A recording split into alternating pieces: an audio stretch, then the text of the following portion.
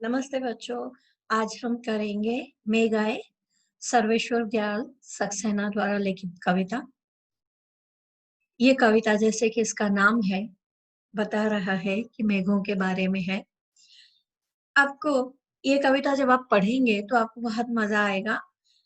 इसमें इतने सारे सिंबल्स का प्रयोग किया गया है, इतने सारे प्रतीकों का प्रयोग किया गया है कि कुछ कहने की हद नहीं। इस कविता में ऑलमोस्ट हर दूसरा शब्द जो है प्रतीक के रूप में प्रयोग किया गया है, सिंबल के रूप में प्रयोग किया गया है। ठीक है, चलिए देखते हैं। अभी मैं आपको धीरे धीरे सब बताती चली जाऊंगी कि कैसे कैसे कौन कौन से सिंबल्स का प्रयोग किया गया है। जैसे कि अभी कविता मैं आपसे शेयर करती हूँ पावर पॉइंट पर। देखिए, जैसे कि अभी आप देख रहे हैं मेघ आए, इसके पीछे मैंने पूरी की पूरी फोटो जो है मेघों की डाली हुई है कि जब मेघ आते हैं तो कैसा माहौल होता है, कैसा आसमान दिखाई देता है। तो ये मेघों के बारे में मैंने रखा है, मेघों की पिक्चर रखी है। तो मेघ जब आते हैं तो बहुत बन ठन के, मतलब उनके आने से पहले ही तैयारियां हो जाती हैं। ठीक है, चलो आगे नेक्स्ट पेज पे देखते हैं। मेघ आए बड़े बन-ठन के संवर के, आगे आगे नाचती गाती बयार चली, दरवाजे खिड़कियां खुलने लगी गली गली, पाहुन जो आए हो गांव में शहर के, मेघ आए बड़े बन-ठन के संवर के, पेड़ झुक झांकने लगे गर्दन उचकाए, आंधी चली धूल भागी घाघरा उठाए, धूल भागी घाघरा उठाए। धूल जब चलती है, सॉरी, धूल भागी घाघरा उठाए, बाकी चितवन उठा नदी टिटकी घूंघट सर का, मेघ आए बड़े बन के संवर के, बूढ़े बूढ़े पीपल ने बढ़कर आगे जुहार की मतलब स्वागत किया। बरस बाद सुधिलीनी बोली अकुलाई लता, ओट हो किवाड़ की दरवाजे की ओर से बोली, मेघ हसराए ताल लाए पानी भरी प्रात भर के, मेघ आए बड़े बंटन के संवर के, क्षतिज अटारी गहराई दामनी दम की, क्षमा करो गांठ खुल गई अब भरम की, बांध टूटा झरझर मिलन के अश्रु ढल के, मेघ आए बड़े बंटन के संवर के। अब देखिए, इसमें मेघ जो है दामाद का प्रतीक है, दामाद का सिंबल है। नाचती गाती बयार जो है छोटे बच्चों का प्रतीक है, जो बच्चे उसके आगे आगे आगे फटाफट भाग भाग के मम्मी को बताते हैं कि मम्मी ये आया है। ठीक है, दरवाजे खिड़कियां खुलने लगी, मतलब कोई अगर दामाद आए या गांव में कोई शहर से बड़ा बड़ा बन के आता है तो उसे देखने लगते हैं। पाहुन आए हो, पाहुन मतलब अगेन दामाद। जैसे कोई शहर से बन के गांव में आता है तो गांव में एक नई चीज है। मेघ आए बन के संवर के, पेड़ झुक झांकने लगे गर्दन उचकाए। गांव के लोग जो है, कोई नया आया है तो उससे गर्दन उचका उचका के देख रहे हैं कि कौन आया है, कौन आया है, देखो देखो। ठीक है, आंधी चली धूल भागी घाघरा उठाए, जोर से आंधी आ रही है, मतलब बहुत सारे मेहमान आ गए। धूल भागी, यंग लड़कियां जो हैं वो घाघरे को लिटिल बिट थोड़ा सा ऊपर उठाकर भाग रही हैं। धूल को एक लड़की का सिंबल दिया गया है, तो वो थोड़ा सा घाघरा ऊपर उठा के भाग रही है। अगर घाघरा हल्का सा ऊपर उठा के नहीं भागेगी तो पाँव में उसके घाघरा फंस जाएगा, गिर जाएगी। बांके चितवन उठा नदी टिटकी घूंघट सर की। नदी को एक औरत का, लड़की का रूप दिया गया है, तो वो भी ऐसे औरत, गांव की औरतें जो है ऐसे टेढ़ी नजर से देख रही है कौन आया है, घूंघट सरका के, घूंघट थोड़ा सा ऊपर सरका के, झटक के, थोड़ा ठहर के, संभल के, मेघ आए बड़े बंठन के संवर के, बूढ़े पीपल ने बढ़कर आगे जुहार की। बूढ़ा पीपल जो है बुजुर्गों का सिंबल है, बुजुर्गों का प्रतीक है कि बड़े बुजुर्ग जो है घर में जब दामाद आता है तो आके आओ जी कहते हैं, झुक कर उसका स्वागत करते हैं। वह बरस बाद सुधी लीनी बोली अकुलाई लता, ओट हो किवाड़ की, जो जिसका पति आ रहा है वो अपने पति को बोलती है कि बड़े साल 1 साल के बाद आए हो, लेकिन वो किवाड़ के पीछे छिपी हुई है शर्म के मारे। हसराए ताल लाए पानी परात भर के। अब तालाब जो है उसको परात का सिंबल दिया गया है, या परात को तालाब का सिंबल दिया गया है। जैसे कि एक प्रथा होती है कि कोई दामाद जब घर पे आता है पहले पहली दूसरी बार, तो परात में पानी भर के उसके पद प्रेक्षण किया जाता है, मतलब उसके पाँव को धोया जाता है। पहले जमाने में लोग पैदल चल के आते थे, पाँव में धूल ही धूल भरी हो जाती भरती थी, क्योंकि वो पैदल चल रहे हैं, तो जिसकी वजह से पाँव जो है गंदे हो जाते थे। तो घर में आते थे जब कोई ऐसा दामाद या कोई ऐसा इम्पोर्टेंट इंसान आता था, तो परात में पानी भर के लाते थे और उसके पाँव धो देते थे। ठीक है? सो इस तरह से परात जो तालाब है उसको परात का सिंबल दिया गया है, या परात को तालाब का। क्षतिज अटारी गहराई दामनी दम की। अब ऊपर जो है क्षतिज दामनी, क्षमा करो। अब इसमें जो है भ्रम की गांठ खुली, मतलब ये भी एक सिंबल्स में बताया गया है कि उसको लग रहा था कि शायद वो नहीं आएंगे, लोगों को लग रहा था बारिश इस साल नहीं आएगी, लेकिन यहाँ पर उस जो लता है उसको लग रहा था कि उसका पति अब नहीं आएगा लेने के लिए, लेकिन उसके इस भ्रम की कि वो नहीं आएगा लेने, एक जो गांठ थी वो वो खुल गई है, और बांध टूटा झरझर। अब उसके आने की खुशी में या उसके मिलने की खुशी में लता जो है, वो लड़की जो है वो रो पड़ रही है, रो रही है। और दूसरी तरफ अगर दूसरे सिंबल के बारे में बात की जाए तो बारिश शुरू हो गई है। ठीक है, इस तरह से इसमें इतने सारे सिंबल्स का प्रयोग किया गया है, कुछ कहने की हद नहीं। बहुत मजा आएगा, आगे देखते हैं। मेघ आए बड़े बंठन के संवर के, आगे आगे नाचती गाती बयार चली। दरवाजे खिड़कियां खुलने लगी गली गली, पाहन जायो आए हो गांव में शहर के। मेघ आए बड़े बंठन के संवर के। अब देखिए, मैं एक सिंपल सा इसका मीनिंग सबसे पहले जो दिखाई देता है वो मैं बताती हूँ कि मेघ बड़े बंठन के संवर के आए, मेघ आ रहे हैं। उनके आने से पहले उनके आने की इंफॉर्मेशन जो है पुरवाई दे रही है। जो हवा चल रही है वो उनके आने के बारे में हमें इंफॉर्मेशन दे रही है, मतलब ठंडी ठंडी हवा आ रही है जिसके आने से पता चल रहा है कि अभी मेघ आएंगे और बारिश होगी। दरवाजे खिड़कियां खुलने लगी गली गली, मतलब उसके आने से जो हवा चल रही है, हवा के चलने की वजह से दरवाजे खिड़कियां जो है बार बार खुल बंद हो रही हैं, जिसकी वजह से तेज हवा आती है तो बट नेचुरल है, दरवाजे खिड़कियां अपने आप खुलती बंद होती हैं। पहन जायो आए हो गांव में शहर के, ऐसे लग रहा है कि जैसे कोई शहर का व्यक्ति गांव में आया है। उन्हें देखकर मेघ आए बड़े बंठन के संवर के। मेघ जो है बड़े बंठन के, बड़े अच्छे से सज धज के आए हैं, सज संवर के आए हैं। अब देखिए इसका प्रतीकात्मक मीनिंग देखिए, प्रतीकों का क्या मीनिंग है। प्रतीकों के द्वारा जो हम इसका मीनिंग अंकित करते हैं वो यह है, मेघ जो आए बड़े बंठन के, मतलब मेघ जो है उसको एक दामाद के रूप में लिया गया है कि दामाद जो है शहर से गांव में बड़े बंठन के सज संवर के आया है। उसके आगे छोटे बच्चे लड़कियां जो है नाचती गाती हंसती बतियाती हुई भागी भागी आ रही हैं।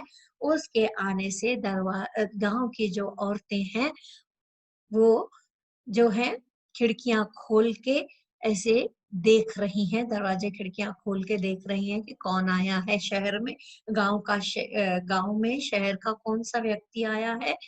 जैसे कि उनको ये लग रहा है कि ये जो शहर से आया है दामाद, जो पहुंच जायो आयो गांव में, ये किसका दामाद है, किस व्यक्ति के घर आया है। मेघ आए बड़े बंठन के संवर के, जो दामाद राजा है वो बड़े बंठन के और संवर के आए हैं। आगे देखिए,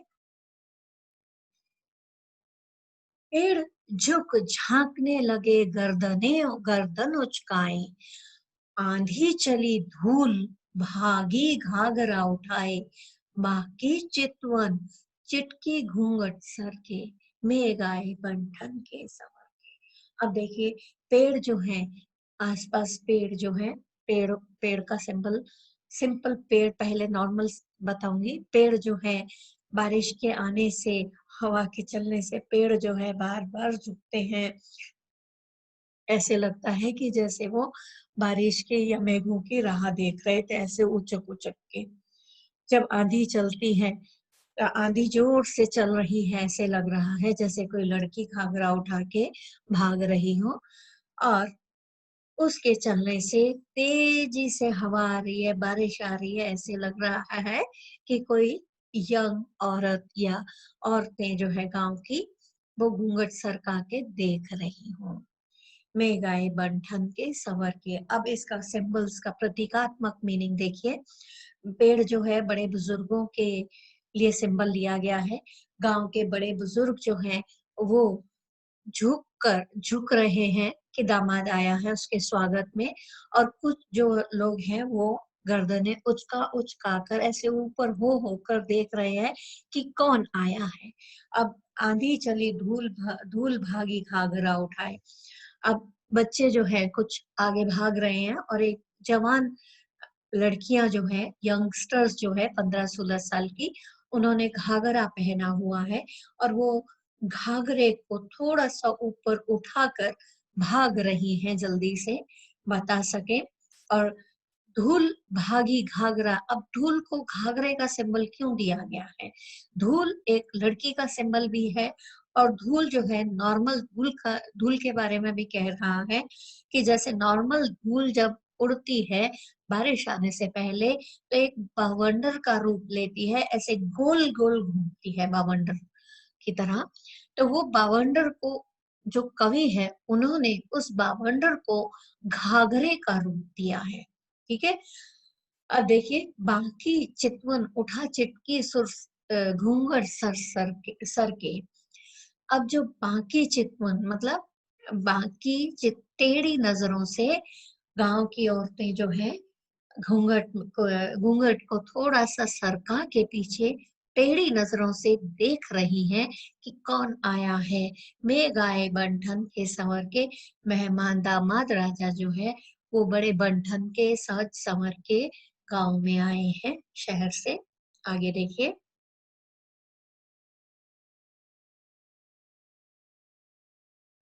बूढ़े पीपल ने आगे बढ़कर जो हार की, बरस बरसुदी लीना, बोली अकुलाई लता ओट हो किवाड़ की, हरसाया ताल लाया पानी परात भर के, मेघ आए बंठन के संवर के। अब देखिए बूढ़े पीपल मतलब घर का बुजुर्ग इंसान ने आगे बढ़ के स्वागत किया उसका। अब देखिए बूढ़े पीपल ने आगे, जैसे ही बारिश, अब इससे पहले सिंपल मीनिंग बताऊंगी कि जैसे ही बारिश आई तो जो पेड़ पौधे थे उनके आने से उनके ऊपर की धूल जो है हट गई। उन्होंने बड़े खुशी से बारिश का और हवा का स्वागत किया और बोला कि बारिश तुम एक साल के बाद आई हो। इसी तरह से लता जो है, जो लताएं चढ़ी हुई थी पेड़ों पर, वो भी ओट में छिप छिप कर बारिश का आनंद ले रही हैं। उन पर भी बारिश गिर रही है लेकिन वो किसी पेड़ या पौधे से लिपटी हुई है। और पानी जो तालाब है वो भी बहुत खुश हुआ हो रहा है क्योंकि उसमें और नया पानी आ रहा है। इस तरह से मेघ आए बड़े बंठन के। अब इसका प्रतीकात्मक मीनिंग लेते हैं। बूढ़े पीपल ने आगे बढ़ कर जो हार की, बूढ़े पीपल मतलब घर के बुजुर्ग लोगों ने आगे बढ़कर दामाद राजा का स्वागत किया। जो हार करना मतलब स्वागत करना। बरस बाद सुधी लेनी, बोली अकुलाई लता ओट हो किवाड़ की।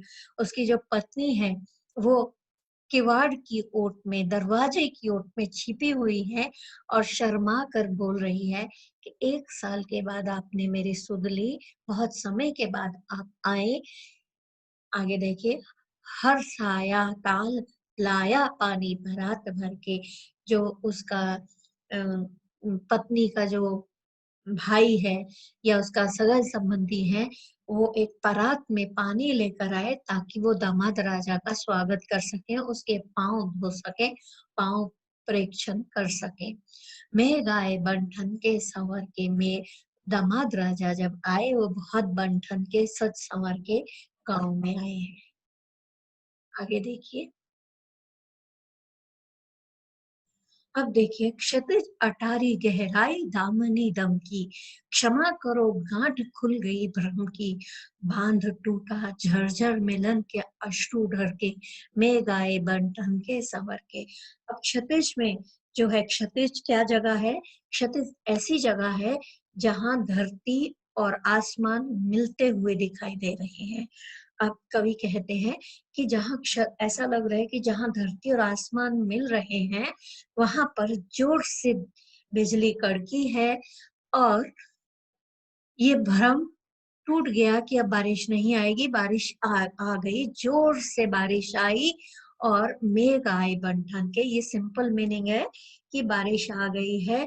हमें ऐसे लग रहा था कि बारिश नहीं आएगी और तेजी से बारिश आ गई, और मेघ जो है बड़े बन ठन के सवर के हमारे गांव में आए, हमारे यहाँ पर आए। अब इसका सिंबॉलिक मीनिंग क्या है? प्रतीकात्मक मीनिंग है, क्षतिज अटारी गहराई दामनी दम की, जहां पर आसमान और जहां जहां पर आसमान और जहां पर आसमान और धरती का मिलन है, उस क्षतिज की भांति अटारी पर, अटारी मतलब घर के ऊपर वाली कोठरी, अटारी पर जो है मेहमान बैठे हैं, मेहमान आ गए, दामाद जी आ गए हैं, वो अटारी पर बैठे हैं। ऊपर एक छत के ऊपर एक छोटा सा कमरा है, उस कोठरी में वहां पर बैठे हैं। ऐसे लग रहे हैं जैसे कि क्षितिज पर जहां पर एक जमीन और आसमान मिलते हैं वहां पर जोर से बिजली चमकी हो। ठीक है। अब देखो, वो लड़की बोलती है, लता बोलती है कि मुझे क्षमा करो मेरे मेरे भ्रम की। भ्रम मतलब मेरे मेरी गलत फहमी की, जो मुझे गलत फहमी हो गई थी, भ्रम हो गया था कि तुम नहीं आओगे। मेरी वो भ्रम की गांठ जो है खुल गई है। बांध टूटा टूटा झरझर मिलन के अश्रु ढर के। अब वो एकदम से उसको बड़ा दुख होता है कि उसने ऐसा क्यों सोचा, और यह कहकर वो रोने लग गई, और उसकी आंखों से आंसू बह रहे हैं, मिलन के आंसू बह रहे हैं। मेघ आए बड़े बंठन के संवर के। दामाद जी जो है गांव में बड़े बंठन के संवर के आए हैं शहर से। ठीक है। इस तरह से जो है उनके जो मिलने में जो रुकावट थी वो टूट गई, वो खत्म हो गई। दामाद जी जब उसे लेने आए तो वह ये सोच रही थी कि शायद वह कभी भी उनसे नहीं मिल पाएगी, लेकिन उनके आने की वजह से उनके जो मिलन में रुकावट थी जो है वो खत्म हो गई। ठीक है। अब वो लता कहती है कि मुझे माफ कर दो, मुझे भ्रम हो गया था, मुझे गलत फहमी हो गई थी कि तुम मुझे छोड़कर चले जाओगे, तुम मुझे नहीं मिलोगे। और वह यह कहते हुए उससे माफी मांगती है, और उनके मिलन में जो रुकावट थी उनके ना आने की वजह से वो खत्म हो जाती है, और वह खुश हो जाती है माफी मांगते हुए। और जो पति है, जो दामाद जी हैं, वो बड़े बन ठन के सवर के उसे लेने आए हैं। ठीक है। आगे चलते हैं। अभी देखिए, इसमें कुछ एक ऐसी क्रियाएं हैं जिनका कवि ने काफी अच्छे से यहाँ वर्णन किया है। बादलों के आने पर प्रकृति में निम्नलिखित गतिशील क्रियाएं होती हैं। बादलों के आने की सूचना जो है हवा देती है, नाचती गाती हुई बयार चलती है तो उससे पता चलता है कि अब बारिश आने वाली है। उसके आगमन की सूचना में घर और खिड़की के दरवाजे खुल जाते हैं। पेड़ों द्वारा मेहमानों को गर्दन ऊंची करके देखना, आंधी का आना, धूल का उड़ना, नदी का ठिठकना और बाकी नजर से देखना, बुजुर्ग सदस्य पीपल का आगे बढ़कर मेहमान बनकर स्वागत करना, स्वागत में तालाब का प्रात भर पानी लाना, आकाश में बिजली का चमकना और वर्षा की बूंदों के रूप में मिलन के अश्रु बहना, ये कुछ एक मुख्य पॉइंट है जिन्हें आपने याद रखना है। अब देखिए निम्नलिखित ये कुछ चीजें जो है प्रतीक हैं, जैसा कि मैंने आरंभ में भी आपको बताया। धूल स्त्री का प्रतीक है, यंग स्त्री या बच्चों का। पेड़ जो है नगरवासी का प्रतीक है। नदी स्त्री का प्रतीक है। लता जो है मेघ की इंतजार में बैठी हुई नायिका है। और ताल जो है वो घर के अन्य सदस्य हैं। अब देखिए लता ने बादल रूपी मेहमान को किस तरह देखा और क्यों। लता ने बादल रूपी मेहमान को किवाड़ की दरवाजे की ओट में से देखा, क्योंकि एक तो वह बादल को देखने के लिए व्याकुल हो रही थी और दूसरी ओर वह बादलों के देर से आने की वजह से रूठी हुई भी थी। अब देखिए भाव स्पष्ट है। क्षमा करो गांठ खुल गई अब भरम की। नायिका को यह भ्रम हो गया था कि उसके उसके प्रिय अर्थात मेघ नहीं आएंगे, परंतु बादल रूपी नायक के आने से उसकी सारी शंकाएं, सारे भ्रम जो हैं मिट गए और वह क्षमा मांगने लगी। बाके चितवन उठ, नदी टिटकी घूंघट सरका के। मेघ के आने के प्रभाव से सभी पर पड़ा है। नदी ठिठक कर जब ऊपर देखने की चेष्टा करती है तो उसका घूंघट सरक जाता है। वह तिरछी नजर से आए हुए आगंतुक को, आए हुए मेहमान को देखने लगती है। ठीक है। नदी जो है एक यंग या मैरिड यंग वुमेन का भी एक सिंबल है ये इस कविता में। मेघ रूपी मेहमान के आने से वातावरण में क्या परिवर्तन हुए। मेघ रूपी मेहमान के आने से हवा के तेज बहाव के कारण आंधी चलने लगती है, जिससे पेड़ भी झुक जाते हैं और कभी उठ जाते हैं, दरवाजे खिड़कियां खुल जाती हैं, नदियां बांकी होकर बहने लगती हैं। मेघों के लिए बन ठन व संवर के आने की बात क्यों कही गई है। कवि ने मेघों में संजीवता लाने के लिए बन ठन की बात की है। जब हम किसी के घर बहुत दिनों के बाद जाते हैं तो बन संवर के जाते हैं। ठीक उसी प्रकार मेघ भी बहुत दिनों के बाद आए हैं, क्योंकि उन्हें बनने संवरने में देर लग गई, तैयार होने में देर लग गई।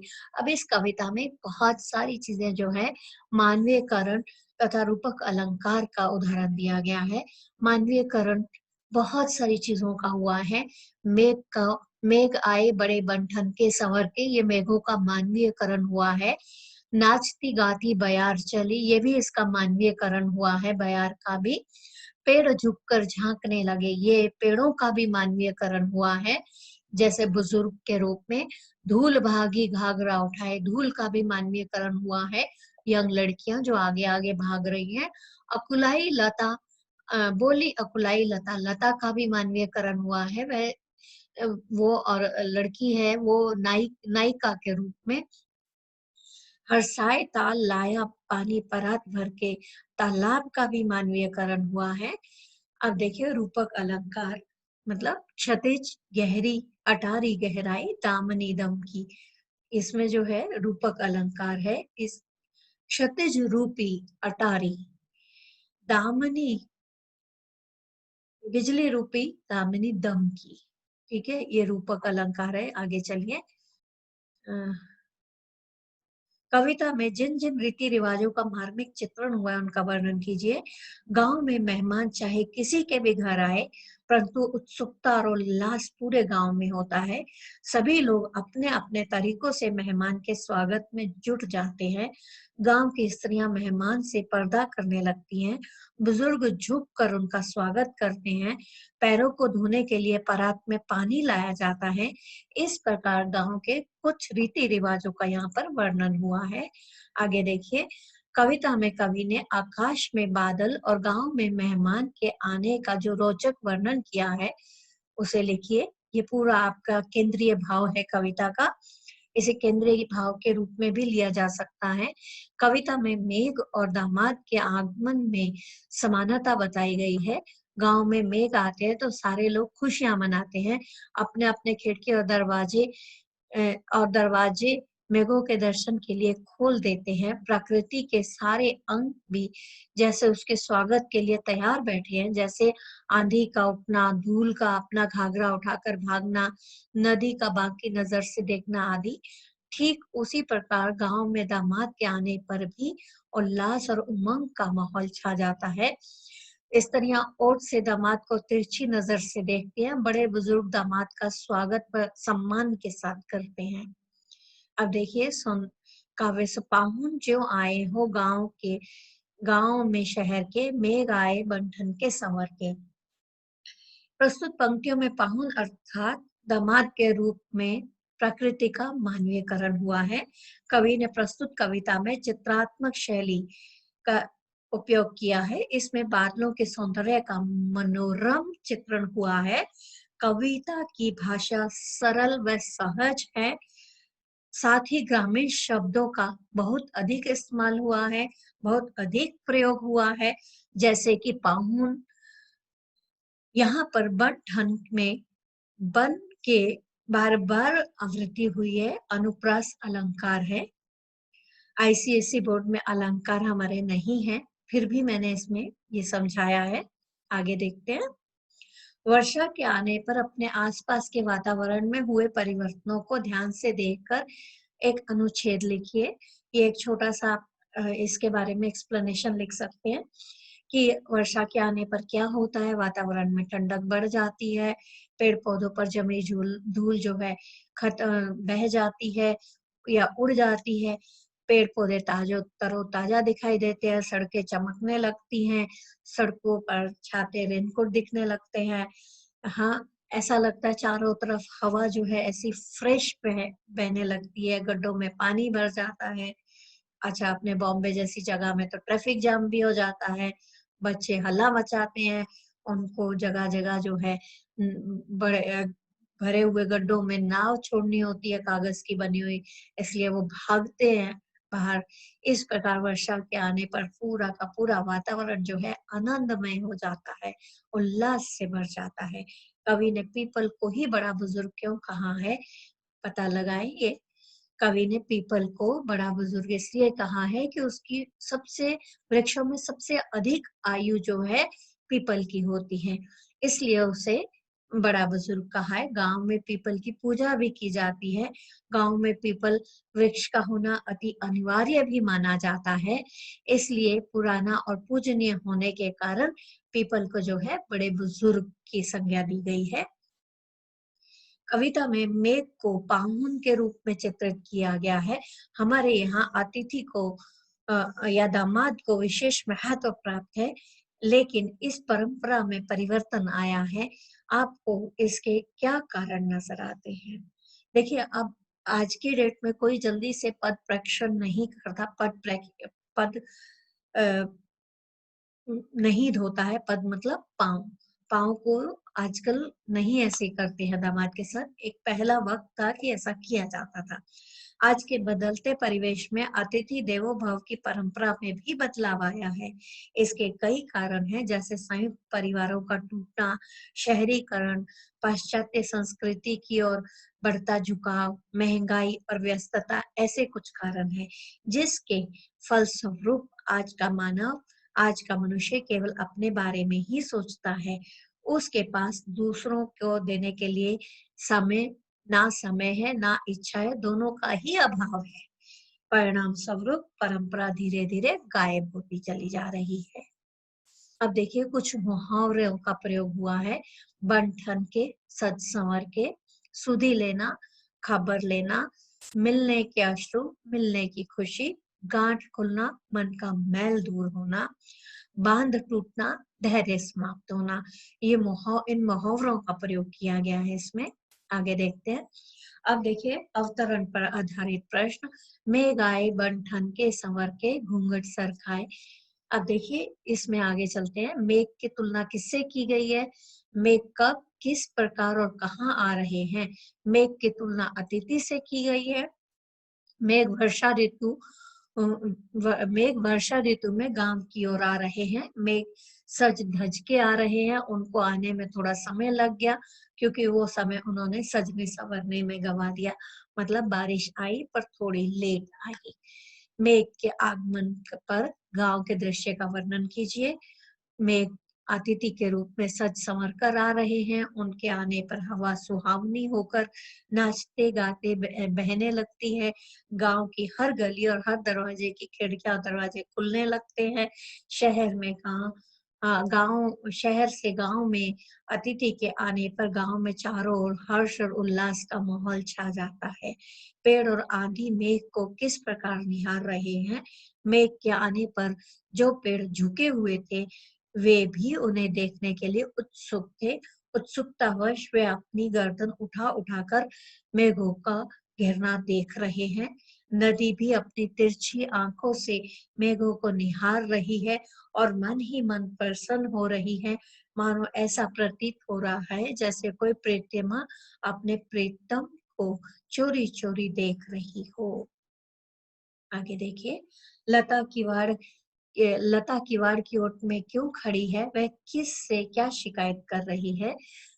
लता, इस कविता में मेघ को दामाद दर्शाया गया है। लता को उसकी पत्नी के स्वरूप में लिया गया है।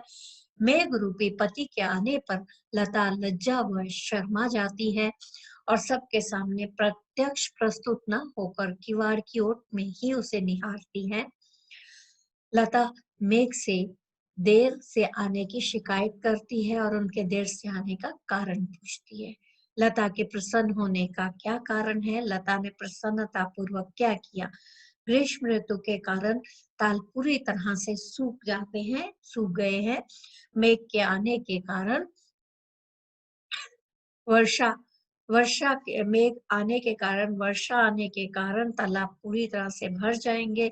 सभी को जल प्राप्त होगा और प्रसन्नता पूर्वक ताल ने मेघ का स्वागत किया है। वह परात भरकर जल लाया उनके स्वागत के लिए और पांव धोकर और अपना प्रेम प्रस्तुत करके उसने जो है बादलों का स्वागत किया है। आगे चलिए, कविता का केंद्रीय भाव बहुत इंपॉर्टेंट है, बहुत जरूरी होता है ये। मेघ आए कविता का उद्देश्य मेघ और प्रकृति के विविध रूपों का सुंदर चित्रण करना है। कविता में मेघ को अतिथि का दर्जा दिया गया है। मेघ के आने पर चारों तरफ हर्ष और उल्लास का माहौल है। मेघ सज संवर कर तैयार होकर आ रहे हैं। मेघ जब आसमान में छा जाते हैं तो उनके स्वागत के लिए हवा भी चलने लगती है। सभी लोग खिड़कियां खोलकर उनको निहारने लगते हैं।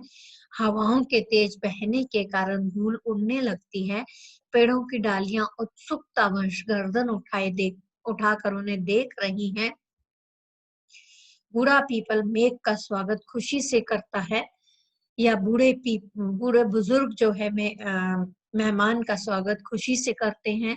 बादलों के आने पर ताल तलैया में पानी भर जाता है। वर्षा ऋतु के आने पर चारों ओर खुशी का माहौल छा जाता है। इस प्रकार कविता का मूल उद्देश्य वर्षा ऋतु के सुंदर दृश्य का चित्रण करना है। अब देखिए अवतरण 2। बूढ़े पीपल ने आगे बढ़ के जुहार लगाई।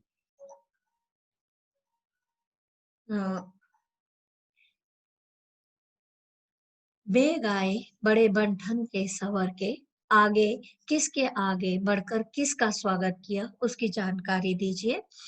बूढ़े पीपल के पेड़ ने आगे बढ़कर मेघों का स्वागत किया है।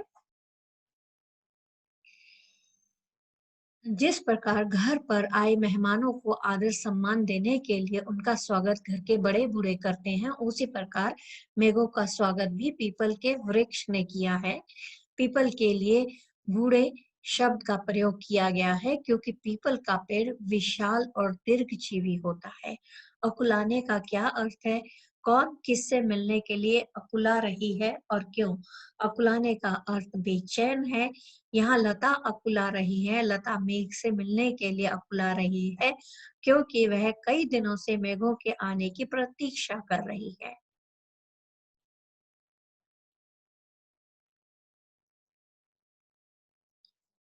अभी आपको मैंने पूरा समझाया कि किस तरह से मेघ आए कविता में हमने ये चीजें जो है एक सिंबल के रूप में ली हैं।